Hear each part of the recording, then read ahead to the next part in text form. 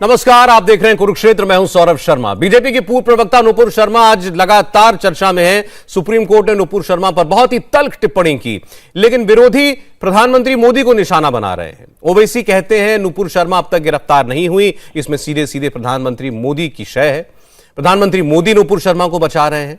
सवाल है, अगर गलती नुपुर शर्मा ने की, बयान नुपुर शर्मा ने दिया, कोर्ट ने भी नुपुर शर्मा को ही फटकार लगाई, तो बीच में प्रधानमंत्री मोदी कहां से आ गए?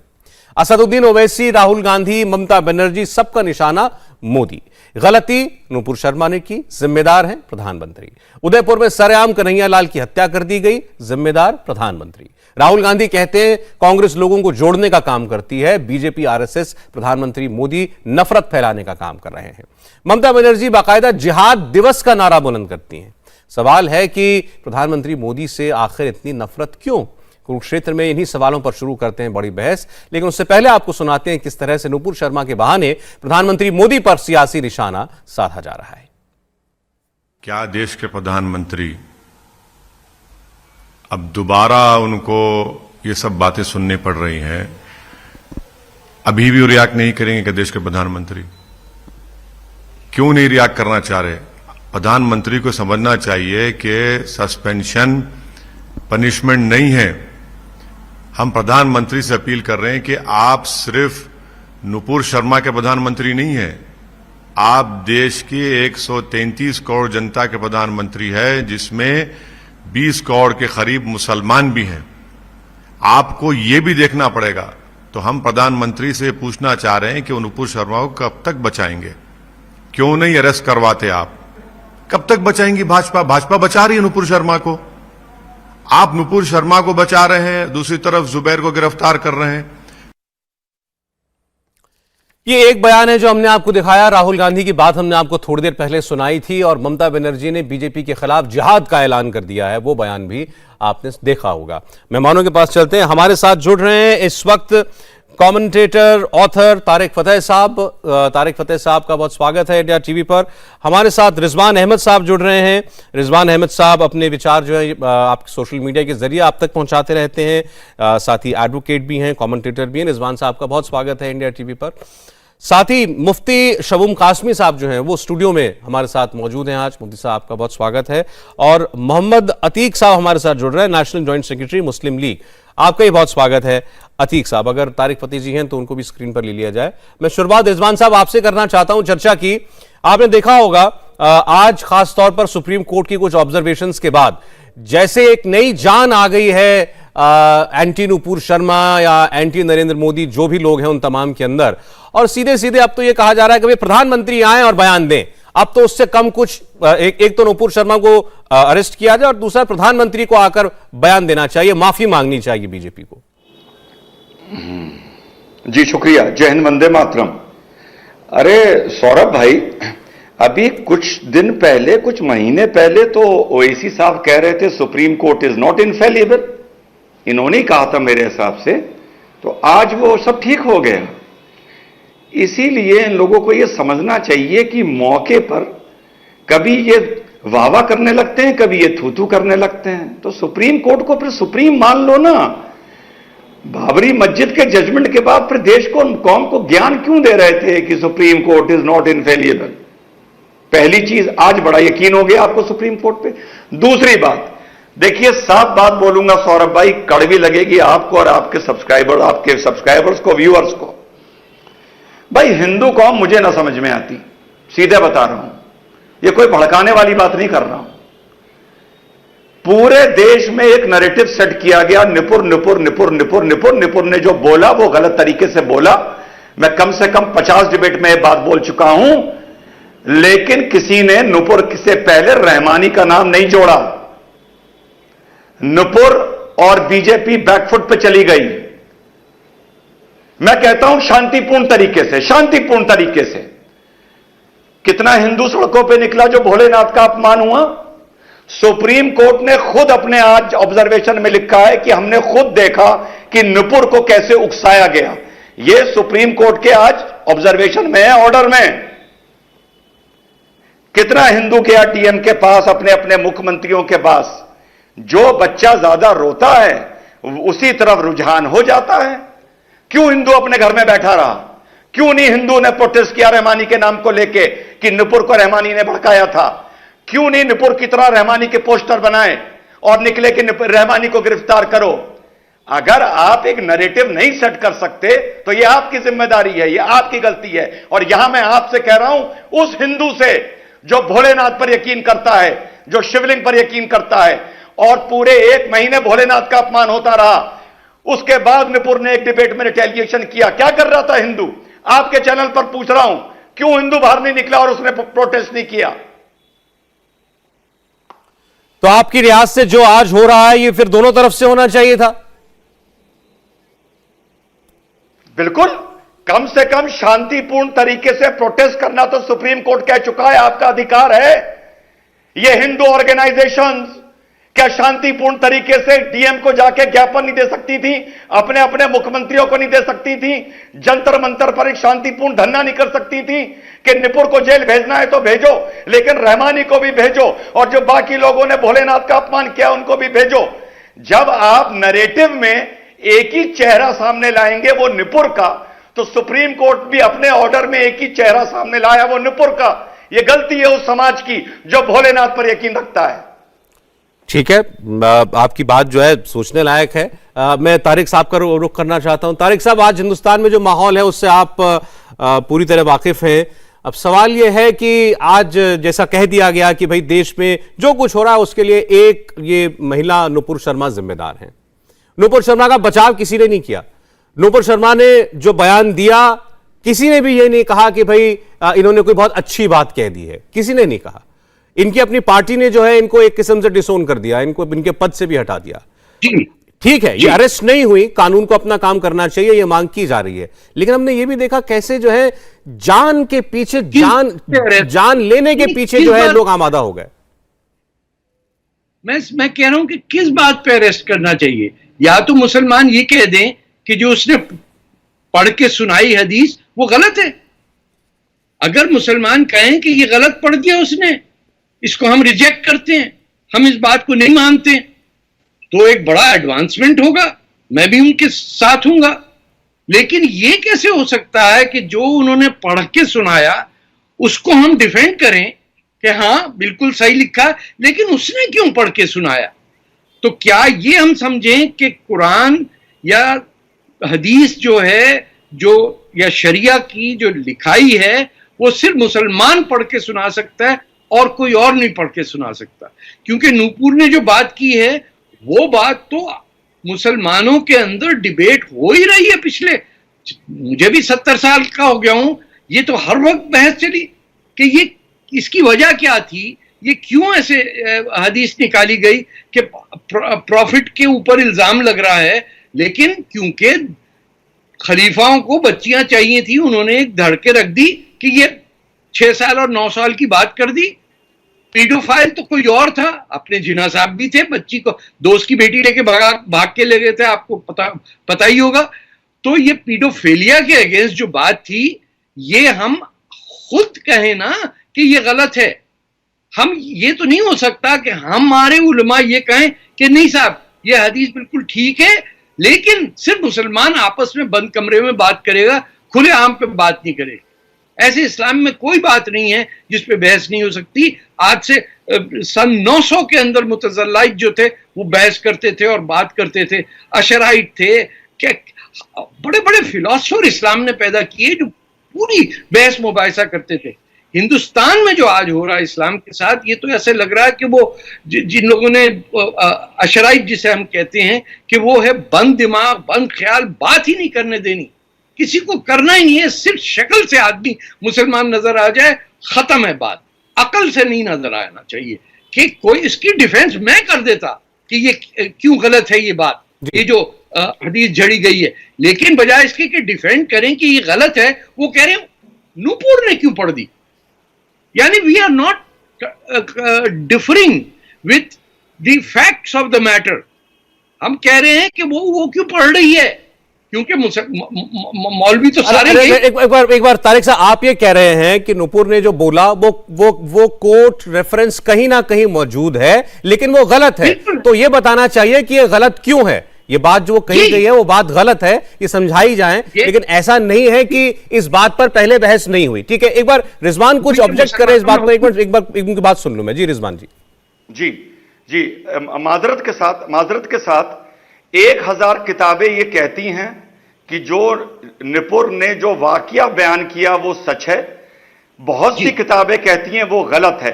लेकिन तारिक भाई थोड़ा सा आप यहां पे बात को मिस कर रहे हैं, और मैं ये भले मंच पे नेशनल टीवी पे बोलूंगा, देश देख रहा है।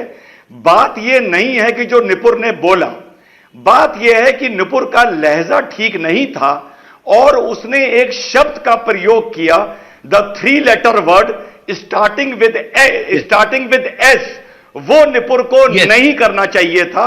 तो बात सिर्फ हदीस की नहीं है, बात उस तरीके की है जिस तरह से गुस्से में प्रवोक होने के बाद निपुर ने बोला। तारिक साहब, हाँ, ये दुरुस्त कह रहे, मैं मानता हूं इस बात को, उसको ध्यान रखना चाहिए था। लेकिन मैं बड़ी बात यह है कि इन चीजों पे हमें गुस्सा नहीं आना चाहिए।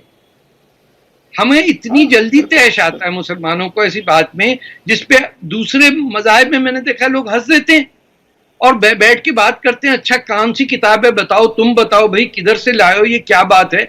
मैं प्रूव करके बता सकता हूं कि ये दुरुस्त नहीं है जो हदीसें हैं। मैंने कैलकुलेट करके देखा है कि ये उम्र 14 साल से कम की हो ही नहीं सकती थी मिनिमम, पूरा मैंने चार्ट बनाया। ये तो मौलाना हजरात का काम है ना कि साइंटिफिकली एक बात को रखें कि भाई ये बाद में जिन लोगों को बच्चों की जरूरत थी, बच्चियों को उन्होंने हदीस धड़ दी, कह रहे भैया जब रसूलुल्लाह ने काम किया तो हम भी करेंगे। छोटी छोटी बच्चियों को लेके आओ, हमारे उसमें 200 बीवियां होती थी, लौंडियां होती थी, तुर्कों की और मुगलों की और किस किस की। तो हमारे साथ जिन लोगों ने मजाक किया हमारे धर्म का, वो मुसलमान बादशाही थे। ये किसी गरीब ने, फकीर ने, सूफी ने नहीं किया है। और उसको बना के जो हम पे जुल्म हुआ है मुसलमानों पे, मुसलमान बादशाहों का, सुल्तान तुर्की को देखिए, उमैयदों को देखिए, अब्बासियों को देखिए, क्या हशर किया हमारा। आज अगर यमन में 5 लाख मुसलमान मर गए तो वहां हिंदू थोड़ी हैं, मारे जा रहे हैं एक दूसरे को। कब से 1400 साल से छुरियां चला रहे हैं, गले काट रहे हैं, चैन नहीं आता है। कभी बैठ जाओ आराम से, किताबों रख के लाइब्रेरी के अंदर जैसे लोग बहस करते हैं वैसे कर लो। क्यों मारते हो एक छोटा सा मुल्क सीरिया है, 5 लाख मुसलमान मर चुके हैं अभी तक।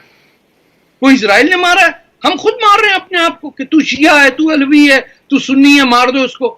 और वहां जो चर्च था उसको मस्जिद उमैयद मस्जिद बना के बैठ गए कब्जा करके। तो हरकतें हमारी ठीक होनी चाहिए। हमें सच जो है ना हमारा सहारा है। अगर हम, और हिंदुस्तान का तो मोटो भी है, आप सच बोलेंगे आप पे कोई उंगली नहीं उठाएगा। ये रियलिटी है।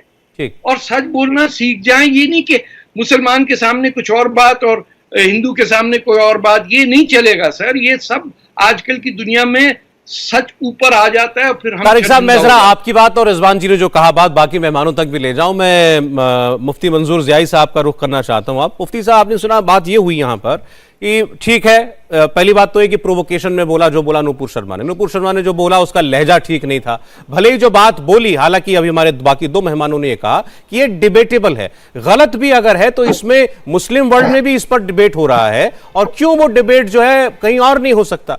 तो इस पर इतनी नाराजगी कि उसके लिए हमने देखा सर तन से जुदा की कॉल, जगह जगह जल से जगह जगह प्रोटेस्ट, और एक तो सर तन से जुदा कर ही दिया गया उदयपुर में। ये नौबत नहीं आनी चाहिए। मुफ्ती साहब। सौरभ जी, किसी भी सर को उसके तन से जुदा करने का इख्तियार किसी को भी नहीं है। अल्लाह ने ये जान अगर बख्शी है तो हर एक को उस बात के लिए कि ये जान भी अल्लाह की है, और लेने वाला भी अल्लाह और देने वाला भी अल्लाह ही है। किसी को इख्तियार नहीं कि वो किसी की जान ले ले। बहुत वाज़ेह लफ्जों में कह रहा हूं। लेकिन जिस तरीके से सुप्रीम कोर्ट ने आज टिप्पणी की है, वो सबके लिए एक दिशा निर्देश तय करने जैसा है कि हमारे मुल्क में कानून का राज था, है और रहेगा।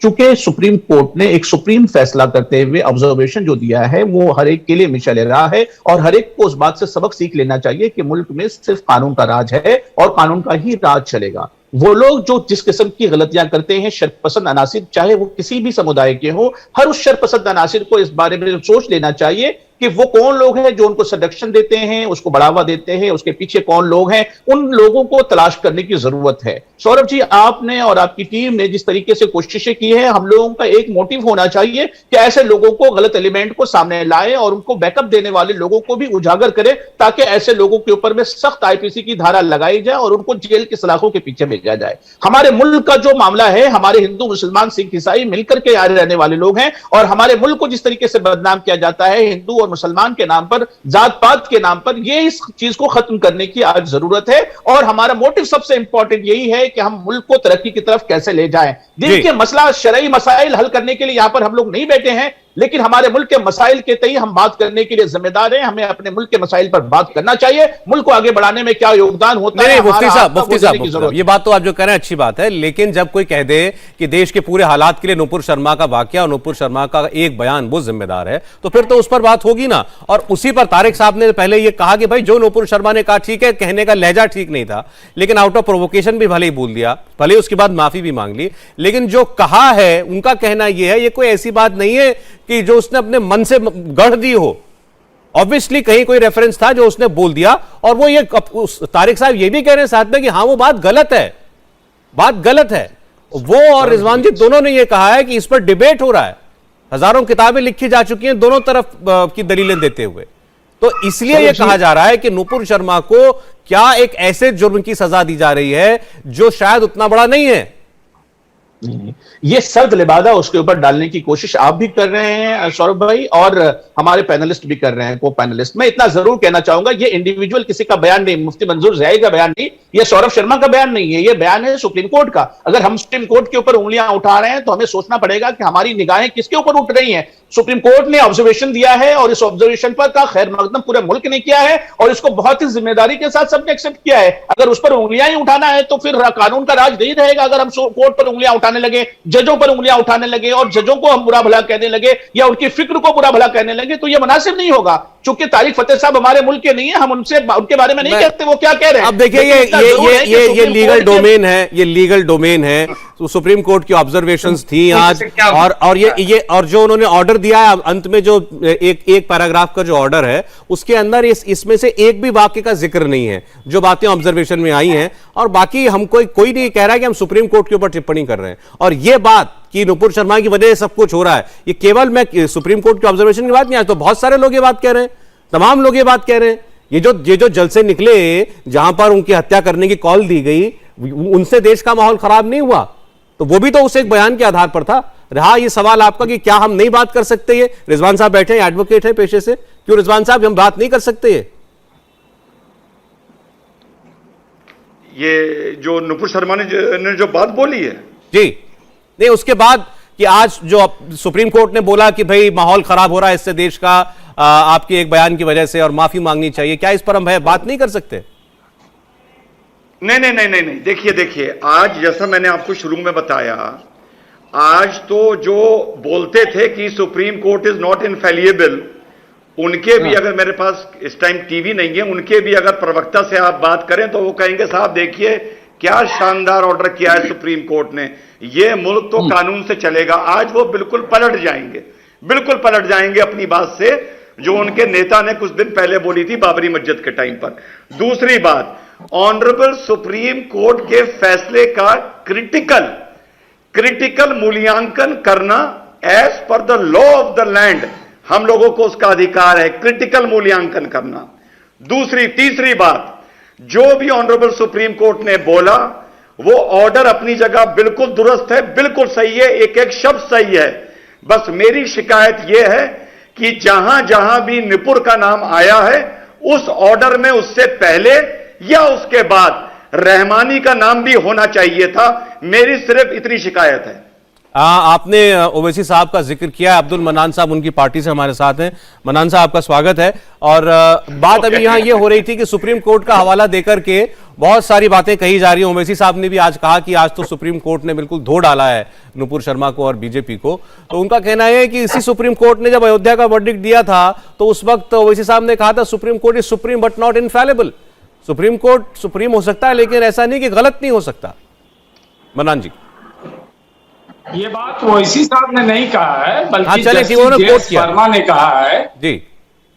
Justice JS. वर्मा ने कहा है कि supreme court is supreme but not infallible. अब रहा सवाल आज नुपुर शर्मा के ऊपर जो सुप्रीम कोर्ट का फैसला आया है, आपका ये आज का डिबेट हमारा ख्याल रिलीवेंट नहीं है इस मुद्दे पर, क्योंकि सुप्रीम कोर्ट ने कह दिया कि इस देश में नुपुर शर्मा ने आग लगाया। बीजेपी ने खुद कह दिया कि ये फ्रिंज एलिमेंट है, हमारे राजदूत ने कहा ये फ्रिंज एलिमेंट है। बीजेपी ने विदेशी मुल्कों के दबाव में आके उन्हें अपनी पार्टी से निकाल दिया। तो आज सुप्रीम कोर्ट नुपुर शर्मा को नहीं कटघरे में खड़ा कर, बल्कि आज सुप्रीम कोर्ट नरेंद्र मोदी और अमित शाह को उसमें खड़ा कर रही, कटघरे में खड़ा कर रही, क्योंकि सुप्रीम कोर्ट कह रही है कि रेड कारपेट बिछाया जा रहा है तुम्हारे साथ, तुम मुश्किल करना चाहती हो, तुमसे ये कहा जा रहा है तुम दबाव में हो, तुम सत्ता का हनक दिखा रही हो, ये ऑब्जर्वेशन उसने दिया है। आज तो बड़े इसीलिए मेरा ख्याल समाजवादी को बीजेपी का कोई प्रवक्ता यहाँ आया नहीं, क्योंकि आज तो वो फेस ही नहीं कर सकते, उनके पास कोई जवाब ही नहीं है। आपने जबरदस्ती डिबेट की क्या होगा क्या नहीं, ये तो अलग डिबेट होगा ना कि मतलब क्या है। जैसे तारिक फतेह साहब ने खुद कहा कि हमारे कैलकुलेशन के हिसाब से 14 साल रही होगी, तो ये तो डिबेट का अलग टॉपिक है। लेकिन आज जो सुप्रीम कोर्ट ने फैसला किया और आज इससे पहले भी जो बीजेपी ने फैसला दिया और अपनी पार्टी से उन्होंने कहा, और जो दुनिया में लोगों ने कहा, ने इस पर रिएक्शन किया। ठीक है, तो आपकी नजर से भी आप भी यही कह रहे हैं कि सुप्रीम कोर्ट ने आज जो कहा है ये सीधे सीधे प्रधानमंत्री मोदी और गृह मंत्री के ऊपर तनकीद है उनके ऊपर। हालांकि कहीं एक बार भी नाम उनका उन्होंने नहीं लिया है, और जो बात यहाँ हो रही नहीं लिया है, नहीं ठीक है, लेकिन यहाँ जो बात की जा रही है वो तो जो बुनियाद है इस सारे विवाद की उस पर की जा रही है, उस पर। और सारे आप सब लोग जो है आप लोग उस मामले को जानने वाले लोग हैं, सब जो बुनियाद पे बात कर रहे हैं कि भाई जो जिस बात का गुनाह उसके सर पर दिया जा रहा है, उस महिला के सर पर, क्या वैसा कोई गुनाह उसने किया भी है? बात ये उठाई जा रही है। बिल्कुल गुनाह किया उसने, रसूल पाक के सामने उसने गुस्ताखी किया, बिल्कुल उसने गलत बयान दिया। तारिक साहब अब इसी का जवाब देते हैं। तारिक फतेह अरे सुनिएगा एक मिनट, मनान साहब एक मिनट सुनिएगा, तारिक फतेह जी के लोगों के घर उजड़ भाई प्लीज, अगर ये दुरुस्त जो आपने कहा, आप दुरुस्त अगर कह रहे हैं तो आपको कैंपेन चलानी चाहिए कि तमाम हदीसों से ये चीज को खारिज किया जाए। मैंने तो आप तक नहीं सुना किसी। आप बहुत बड़े नेता हो, आप चलाओ ना ये कैंपेन। मैं तो चला रहा हूँ ये कैंपेन। आप बहुत बड़े नेता हो, आप बहुत बड़े मुस्लिम स्कॉलर हो, आप चलाओ ना ये। आपको बच्चियां चाहिए छोटी छोटी शादी करने के लिए, तुम्हारे साथ कौन खड़ा हुआ? और ये तुम्हारे साथ कौन खड़ा हुआ? तुम सिर्फ इस्लाम को तुम सिर्फ इस्लाम को सिर्फ बेइज्जत करने के लिए, मुसलमानों को बेइज्जत करने के लिए तुम टीवी डिबेट पे आए जाते हो ना, पेमेंट तुम आते हो। गलत बात है ये। अरे तो तुम क्यों मुसलमानों के बीच में जाके कहते हो ये बात? अगर तुम्हारे अंदर हिम्मत है तो टीवी डिबेट पे आके जो है लचर करते हो, और कभी तुम आवाज में जाके बात करते हो। आप 9 साल की बच्ची को मत कीजिएगा, समझते हो? अच्छा मनान साहब ठीक है, बोलिए आप जरा सुन लीजिए, ऐसे दोनों की आवाज एक साथ मत दीजिए, नहीं समझ में आ रही बात किसी की। तारिक साहब बोलिए। बोल थोड़ी देंगे ये कोई, उनका काम ही ये है कि सरतन से जुदा। तो कुफर का इल्जाम लगाने में कोई मसला है मौलवियों को? जो बात कहेगा सरतन से जुदा, ये आज की बात नहीं है, ये इमाम हुसैन से चली आ रही है। खून ब्रेजी करना, मैंने आपसे कहा यमन में कोई हिंदू मार रहे हैं मुसलमानों को, शियों को हिंदू मार रहे हैं। तमाम शियों को पनाह मिली तो हिंदुस्तान में मिली, कहीं नहीं और जा सकते थे, क्यों? एक सीधी बात करने के बजाय आप कह रहे भाई इट्स वेरी सिंपल, आपको पूरा ये समझते हैं गलत है, आप खारिज कर दें। आप कहें ये नहीं है हदीस, ये हदीस गलत है। कहां से ले आए हो यार इसे जाहिल को? ये पक्का जाहिल बगेड़ू जाने कहां से आ गए, बताइए। मनान साहब जवाब मुझे लगता है ये आपको भी दे सकते हैं ऐसी भाषा में। ऐसी भाषा इस्तेमाल ना कीजिए ऐसी भाषा का इस्तेमाल। आपको बात पसंद नहीं आ रही है, थोड़ा सा सब्र कीजिए, थोड़ा सहन कीजिए। नहीं अच्छी लग रही होगी हो सकता है आपको इनकी बात, लेकिन थोड़ा सह लीजिए। ऐसा थोड़ी है कि इनको वो जबान नहीं आती जो आप इस्तेमाल कर रहे हैं इनके लिए, और मुझे लगता है इन्हें ज्यादा आती होगी, ये पाकिस्तान में रहे हैं।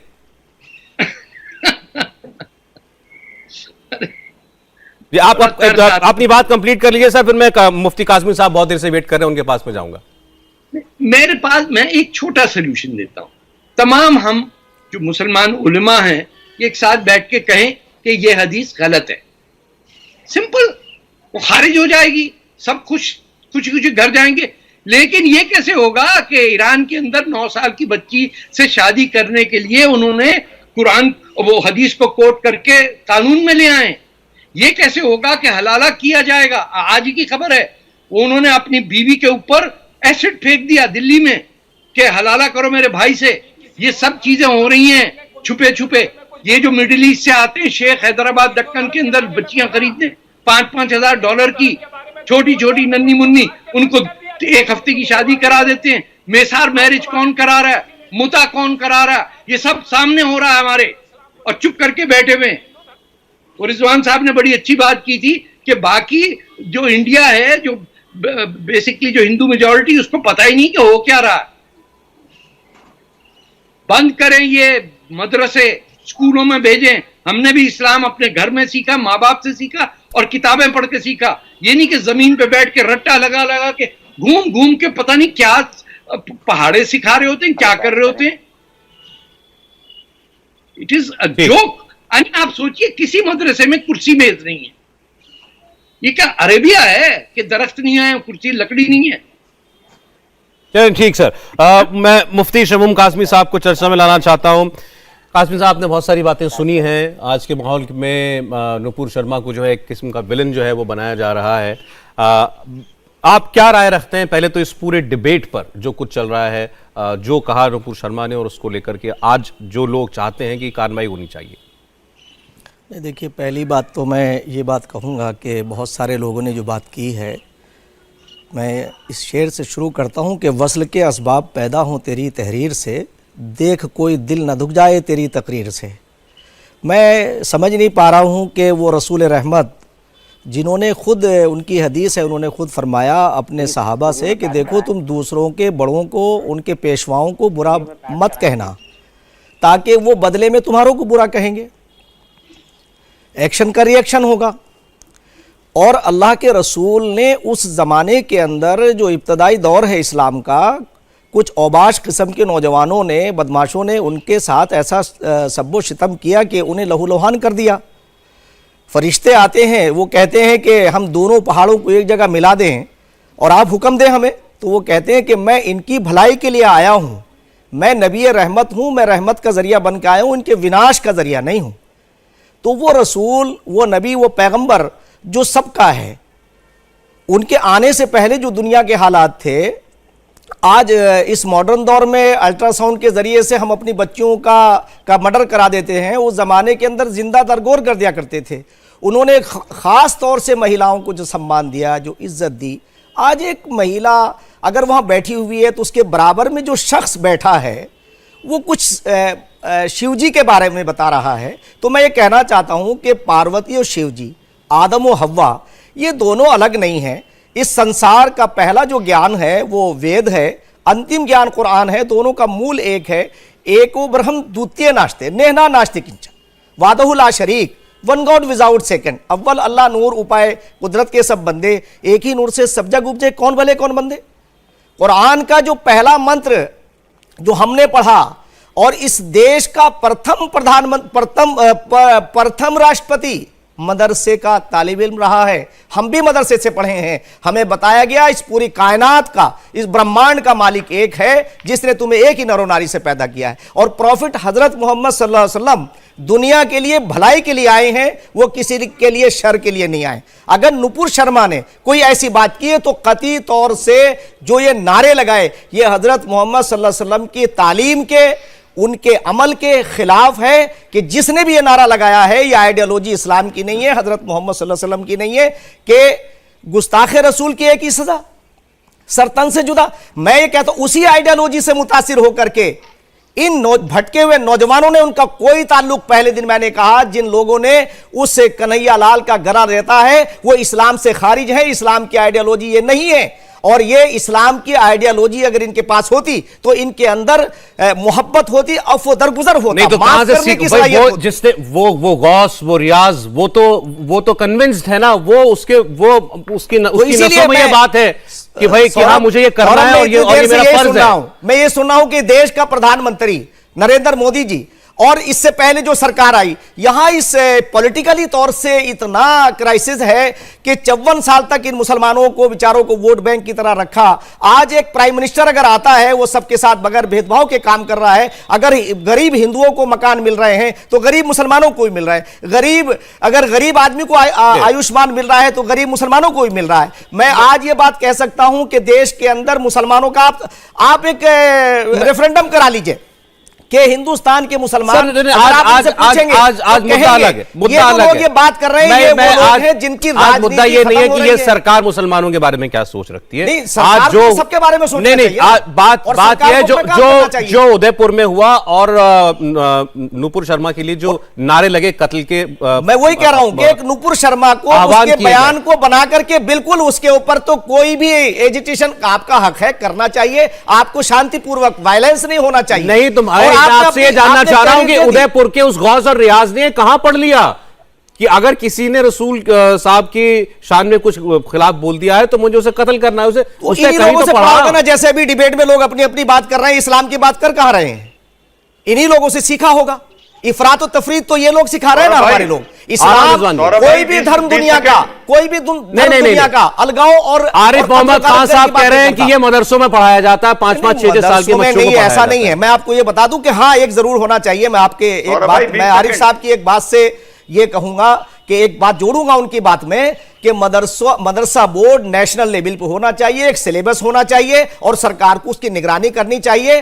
कोई भी धर्म, कोई भी दीन जी वो अलगाव की बात नहीं करता, वो कत्ल गारत करे की बात नहीं करता, चाहे वो सनातन धर्म हो, चाहे इस्लाम, मैं कह रहा हूं कोई भी धर्म हो, मैं कह रहा हूं कोई भी धर्म हो, अगर उसके अंदर ऐसी कोई वायलेंट, रिजवान जी आपके पास आ रहा हूं, कोई वायलेंट चीज बताई सिखाई जा रही है तो वो पता चलनी चाहिए। अब इस बार इशारा जो है उदयपुर की वारदात से हुआ है तो इसलिए हम मदरसों की बात कर रहे हैं। ये तो जाहिल लोग थे भाई, एक सेकंड रिजवान जी, पढ़े हुए तो लग भी नहीं रहे। रिजवान जी जी अब मैं बोल लूं ना, मौलाना साहब बोल रहे थे, हम सब सुन रहे थे। एक तो रिक्वेस्ट है, वो मेरे नाम के नीचे से भाई इस्लामिक स्कॉलर ना लिखा करो, वकील लिख दिया करो। चलिए लिख दें वकील। इस्लामिक स्कॉलर पे और पॉलिटिकल कमेंटेटर पे विश्वास उठ गया है। ठीक, अब सौरभ भाई अब आप सुनिए मेरा जवाब। मौलाना साहब ने कहा, मादरत के साथ कहूंगा कि जब कुरान नाजिल हुआ, हमारे हजूर पर नबियत आई, तो दुनिया का उस वक्त क्या हाल था। थोड़ा सा करेक्ट करूंगा, दुनिया नहीं कहिए अरब का क्या हाल था, पहली चीज। दूसरी चीज, जब नबियत हमारे हजूर पर आई और कुरान शरीफ की आयत आई, उससे पहले ग्रेट वॉल ऑफ चाइना बन चुकी थी, नालंदा टक्सला यूनिवर्सिटी बन चुकी थी, पूरी साइंस विकसित हो चुकी थी, रोमन एम्पायर था, चाइनीज एम्पायर था, गौतम बुद्ध आ चुके थे, महावीरा का ज्ञान आ चुका था। तो प्लीज ऐसा ना दिखाया करिए, अल्लाह के वास्ते वो हमारे नबी हैं, हम भी उनसे मोहब्बत करते हैं, कि कुरान के बाद ही दुनिया में इल्म आया, उससे पहले सब जंगली घूम रहे थे दुनिया में, ऐसा ना दिखाया करिए, पहली बात। दूसरी बात, मौलाना साहब ने कहा कि साहब ये गैर इस्लामी है जो ये घटना हुई है। मैं कहता हूं ये गैर इस्लामी नहीं है, ये गैर कानूनी है, क्योंकि ये घटना भारत में हुई है। अभी बता देता हूं 30 सेकंड में क्यों। अगर ये गैर इस्लामी होती तो भाई सौरभ, ये 55 मुल्कों में हजूर की शान में गुस्ताखी करने वालों के गले काटने के लिए कानून क्यों होते? क्यों होते? क्या मौलाना साहब ये कह रहे हैं कि इस्लाम उन्हीं को पता है और ये 55 मुल्कों में जो गला काटा जाता है हजूर की शान में गुस्ताखी करने वालों को, इन सारे अरबी मुल्कों को इस्लामी नहीं पता है? आज तो मैंने भाई नई बात सुनी मौलाना साहब से। मुफ्ती साहब जवाब देना चाहते हैं इस बात का? नहीं, मैं इसका क्या जवाब, मैं ये कहना चाहता हूं कि नबी रहमत और जो पूरी दुनिया बनी है, पूरा ब्रह्मांड बना है, वो एक ही नरो नारी की संतान है, हम नहीं, एक ईश्वर का परिवार है। ये तो हमारे ये नफे तो नुकसान और अच्छी बात है। इस्लाम के बारे में, इस्लाम के तो मायने अमन के और शांति के हैं। नहीं, ये आप कह रहे हैं, बड़ी अच्छी बात है। नहीं, सवाल डिबेट नहीं, रिजवान ने अपनी बात कही, मैं अपनी बात मेरा कह रहा हूं। सवाल मान के जवाब दीजिएगा। आपका- सवाल रिजवान अपनी बात कर रहे हैं, वो अपनी बात नहीं, कर रहे हैं। सवाल ये है, आपने कहा कि ऐसा कोई कॉन्सेप्ट ही नहीं है कि भाई कोई किसी ने कुछ कह दिया तो आप उसकी जान ले लेंगे। इस्लाम में नहीं, ऐसा बिल्कुल नहीं कॉन्सेप्ट है, नहीं है। बिल्कुल आप ये नहीं। कह रहे हैं, वो ये पूछ रहे हैं, तो फिर इस्लामी मुल्कों में ब्लास्फेमी के खिलाफ, ईश निंदा के खिलाफ ये कानून क्यों बने हुए हैं?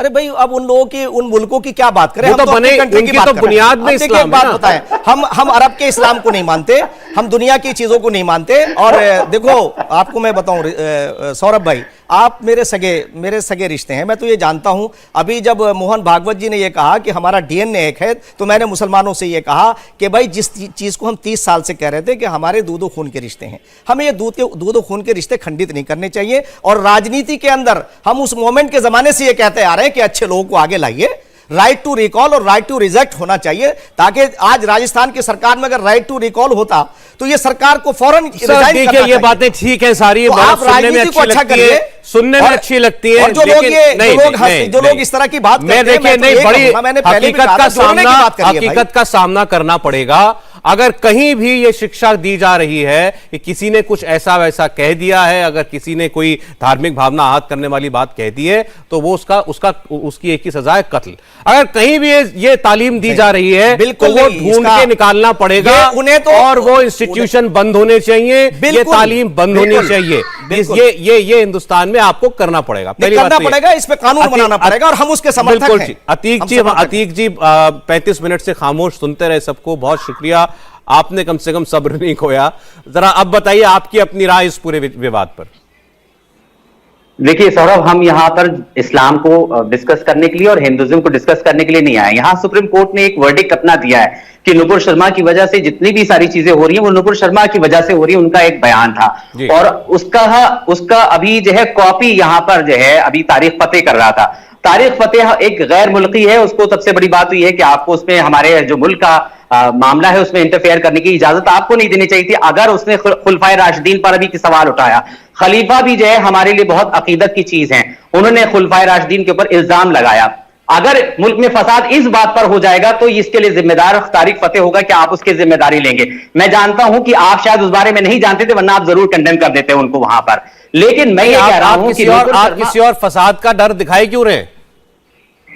नहीं, क्यों? अगर वो खुलफाए राशिदीन का नाम लेंगे, वो हमारे लिए वो भी अकीदतमंद हैं, हम उनके लिए अकीदा रखते हैं। लिहाजा तारिक फतेह जैसे इंसान को, जिसको हिंदुस्तान से मोहब्बत नहीं है, हमको हिंदुस्तान से मोहब्बत है, हिंदुस्तान में कोई फसाद नहीं होना चाहिए, उसको क्या लेने देना? वो तो बाहर बैठा हुआ है, भगोड़ा इंसान है। आप जिम्मेदार हैं, हम जिम्मेदार हैं, रिजवान भाई जिम्मेदार हैं, शम्भू साहब देखिए, जिम्मेदार हैं। जो भी है वो हमारे मेहमान थे, फिलहाल नहीं है चर्चा में, वो हमारे मेहमान थे। आप ऐसी भाषा किसी के लिए मत बोलिए। फसाद फैलाने की जड़ वो साबित नहीं हो सकते। मैं बिल्कुल अलाउ नहीं करूंगा कि हिंदुस्तान में जो है कोई ऐसी बात कही जाए। चलिए खैर, मैं बात करता हूं। आपके अलावा इस पैनल में कम से कम 4 लोग और बैठे हैं, जिसमें से 2 तो इस्लामिक स्कॉलर्स हैं। ठीक है, 4 लोग और बैठे हैं, 4 लोग और बैठे हैं, 2 इस्लामिक स्कॉलर्स हैं, एक नेता हैं और एक वकील है, और ये चारों अच्छी जानकारी रखते हैं। इनको अगर ऐसी कोई ऑब्जेक्शनेबल बात लगती तो ये उस वक्त टोक देते। बिल्कुल, शायद इन्होंने ध्यान नहीं दिया होगा, या जो है हो सकता हो कि आप अपनी बात कहिए, आपको जो कहनी है, दूसरे पर कमेंट करने के बजाय आप समय का इस्तेमाल अपनी बात करने के लिए कीजिए। बिल्कुल, सुप्रीम कोर्ट का एक फैसला आया। देखिए, मुसलमानों ने कभी भी जो कन्हैया लाल साहब का जो कत्ल हुआ उसको कभी भी अप्रिशिएट नहीं करा, उसको हमेशा हमने कंडेम किया, हमारी पार्टी आईयूएमएल ने कंडेम किया है। लेकिन आप ये देखिए कि कोई भी मजहब नहीं सिखाता। शंभूलाल रैंगर ने जब अफराजुल को मारा तो उदयपुर के कोर्ट पर भगवा झंडा लहराया गया, उसका स्वागत किया गया। और आप ये बताइए, किसी भी इंसान ने उसको कंडेम नहीं किया। हम कहते हैं कि हिंदुस्तान में अगर ये आपने कैसे कह दिया कि किसी ने कंडेम नहीं किया? नहीं, कहीं नहीं नजर। शंभूलाल रैंगर ने जो किया था उसकी बात तो कंडेम नहीं करेगा कोई। यहाँ पर जो एक आदमी के ऊपर धराके चलाएगा, उसको जिंदा जला देगा, आप कह रहे हो उसको किसी ने कंडेम नहीं किया? कैसी बात कर रहे हैं? क्या ये नहीं हुआ कि उसका स्वागत किया गया? क्या नहीं उसका सम्मान किया गया शंभूलाल रैंगर का? आप इनकार करते? क्या उदयपुर के हाईकोर्ट पर जो है झंडा नहीं फहराया गया कोर्ट पर? क्या आप इससे इनकार करते हैं? मैं आपसे शंभूलाल रैंगर के कृत्य की बात कर रहा हूं। उस कृत्य का कौन समर्थन कर सकता है? वही मैं कह रहा हूं, कौन लोग थे जिन्होंने समर्थन किया, जिन लोगों ने इसका स्वागत किया? स्वागत होना चाहिए था उसका। आप ये बताइए, उदयपुर में बिल्कुल नहीं होना चाहिए था। अगर किसी ने किया है तो वो बहुत ही वाहियात किस्म का इंसान है। मैं बोल रहा हूं, बिल्कुल वो सम्मान का लायक नहीं है वो। जो उदयपुर में जो कातिल है वो सम्मान के बिल्कुल भी लायक नहीं है। लेकिन मैं ये कह रहा हूं कि नुपुर शर्मा ने अगर एक गुनाह किया है तो आप भारत की जो सरकार है वो बाहर के राजदूतों को फ्रिंज एलिमेंट लिख के देती है, लेकिन हिंदुस्तान में वो फ्रिंज एलिमेंट को गिरफ्तार नहीं करती।